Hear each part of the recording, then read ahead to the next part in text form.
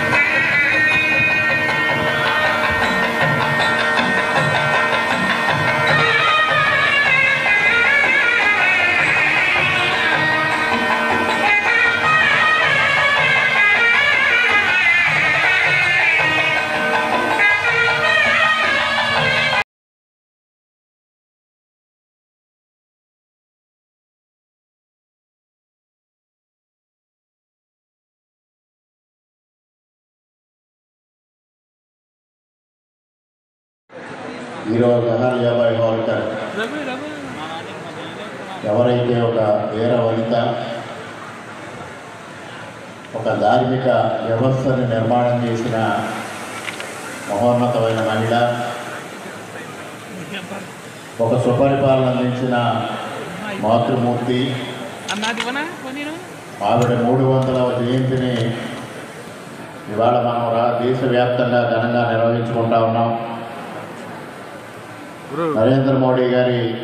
పిలుపు మేరకు దేశవ్యాప్తంగా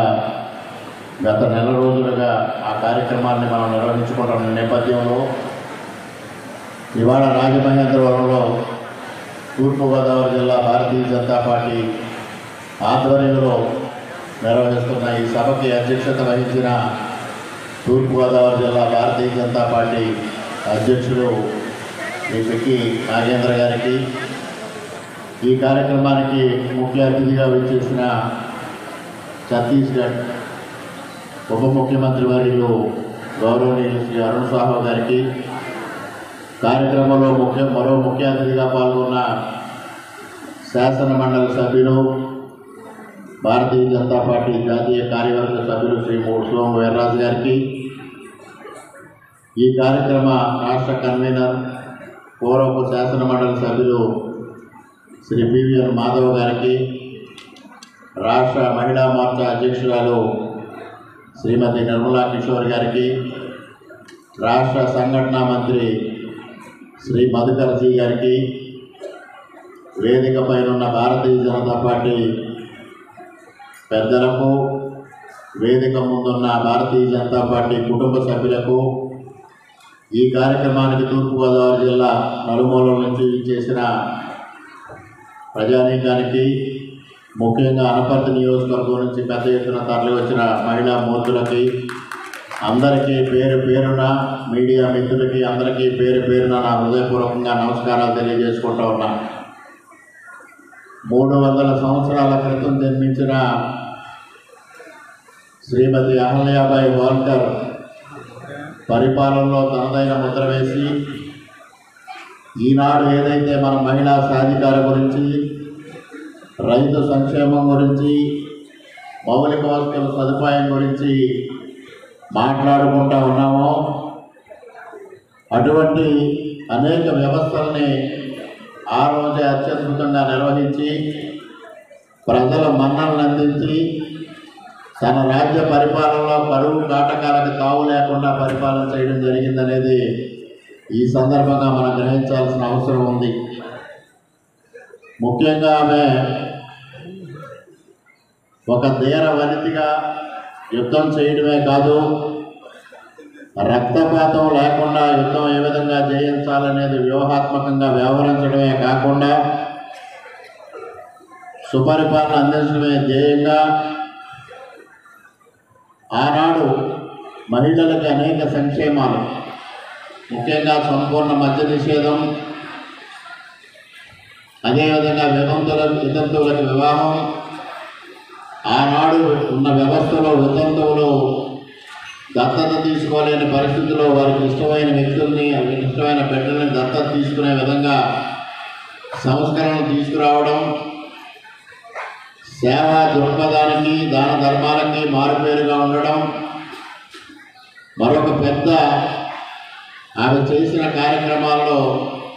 ఆనాడు మొగలాయుల దాడుల్లో కానీ, మహమ్మదీయుల దాడుల్లో కానీ దెబ్బతిన్న అనేక ఆలయాలను పునర్నిర్మించి హైందవ ధర్మాన్ని, సనాతన ధర్మాన్ని